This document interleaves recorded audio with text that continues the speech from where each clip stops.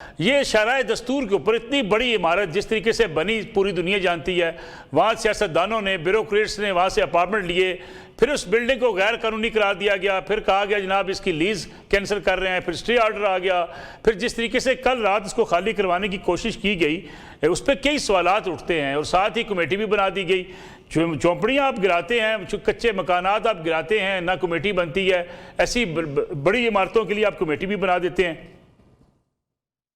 देखिए नसरुल्लाह मलिक साहब, किसी की झोंपड़ी हो या किसी का महल, वो तब तक ही महफूज है जब तक रूल ऑफ लॉ है।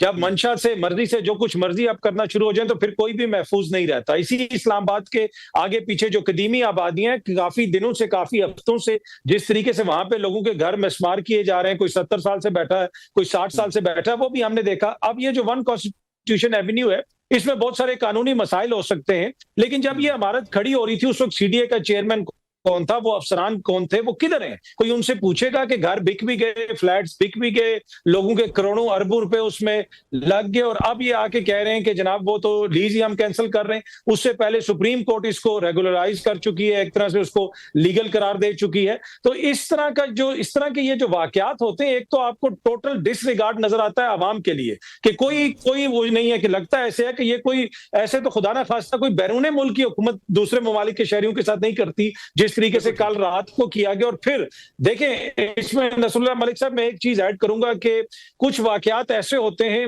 जो बड़े सिंबॉलिक होते हैं। आपको याद होगा कि इस मुल्क में एक हुकूमत ने लोगों के फॉरेन करेंसी अकाउंट सीज किए, उसके बाद से लोगों ने अपना पैसा इस मुल्क में नहीं रखा, लोग अपना पैसा बाहर रखना शुरू हो गए। आप एक तरफ से कह रहे हैं कि जी दुबई में जो जंग चल रही है वहां से रियल स्टेट से पैसा निकलेगा, वो पाकिस्तान में आएगा। वन कॉन्स्टिट्यूशन एवेन्यू के ऊपर आप लोगों के साथ इस तरह की हरकत कर रहे हैं। मैं ये नहीं कह रहा कि वहां पे कोई लीगल मसाइल नहीं है, लेकिन जिस किस्म की कार्रवाई की गई उसके बाद क्या कोई बंदा आके पाकिस्तान में रियल स्टेट में या किसी और जगह पे इन्वेस्ट करेगा? बड़ा अनफॉर्चुनेट टू बी ऑनेस्ट, मैं नहीं समझता कि एक इलेक्टेड जमहूरी हुकूमत को अपने लोगों के साथ ये रवैया रखना चाहिए। और सिर्फ वन कॉन्स्टिट्यूशन एवेन्यू नहीं, इस्लामाबाद के आगे पीछे जो आबादियों के साथ हो रहा है वो भी इंतहाई नामुनासिब है। सलीम बुखारी साहब, आप हमारे उस्ताद हैं, हमने बरसों आपने लिखा, हमने उसको पढ़ा, आपने जो है टीवी चैनल्स पे इस पर बातचीत भी की। आप लाहौर के अंदर भी आपने देखा होगा कई इमारतें, कई बिल्डिंग्स ऐसी बनी कि आप उन्हें बनने की इजाज़त दे दी गई, फिर कहा इसके जो है इतने फ्लोर की इजाज़त नहीं थी, फिर गिरा दी गई। आज भी कई लाहौर में इमारतें खड़ी हैं, उनमें कोई आबाद नहीं हो सकता क्योंकि वो इसी चीज़ों की नज़र हो गई। ये हमारे यहाँ होता कैसे है? यही जो शाराय दस्तूर के ऊपर इस इमारत के साथ हो रहा है जी, कि मंजूरी किसने दी और फिर उसके बाद इसको बनने कैसे दिया गया, अलाटमेंट कैसे कर दी गई, होटल की जगह जो है वो अपार्टमेंट कैसे बने? कोई पूछने वाला है उन अफसरान को जिन्होंने सारी अप्रूवल दी? मलिक साहब, मैं चूँकि इस्लामाबाद का रिहाशी होने का भी दावेदार हूँ, मैं वहाँ 30 साल रहा हूँ, बहुत सारी चीज़ें जो हैं वो हुई हैं। ये पहली इमारत नहीं है जो गैर कानूनी तौर पर या बगैर किसी मंजूरी के बनी है। अगर आप प्रोब करने बैठे, और मैं समझता हूँ कि अब चूँकि आगाज़ हो गया है तो शायद ये बात आगे बढ़ेगी, तो आधे से ज़्यादा इस्लामाबाद जो है वो बगैर किसी मंजूरी के और इंतहाई कानून की खिलाफ वर्जी के बना हुआ है। बनी गला की मैं आपको मिसाल दे देता हूँ। एक डॉक्टर कदीर ने वहाँ घर क्या बना लिया, पूरे का पूरा शहर बस गया है वहाँ पर, हालांकि किसी को कोई इजाज़त नहीं थी कि रावल डैम चौक के, रावल डैम जो है उसके इर्द गिर्द किसी किस्म की इमारत बन सके। उसके बाद अगर आपको मैं और एक हालिया वाक़या 2-4 बरस पहले की बात है, रिंग रोड बनने जा रही थी इस्लामाबाद में एक, उसके ऊपर जितनी करप्शन हुई कि जितनी उसके साथ साथ की ज़मीनें थी वो सारी सियासतदानों ने ख़रीद ली।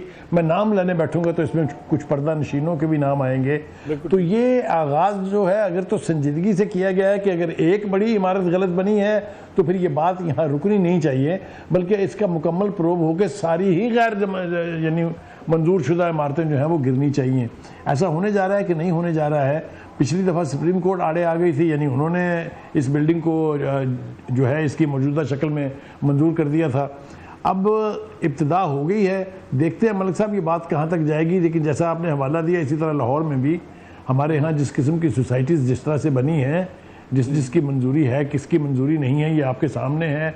लोगों का पैसा खा गए अरबों और करोड़ों में, करोड़ों और अरबों में, और कहीं उनको कोई पकड़ नहीं है, कोई उनको पूछने वाला नहीं है। लोग जो है वो अपनी सारी पूंजी लगा के, अपनी पूरी ज़मीनें, पुराने घर बेच के उम्मीदवार थे कि शायद उनको भी घर नसीब हो जाएगा। यहाँ जो हाल है वो आपके सामने है।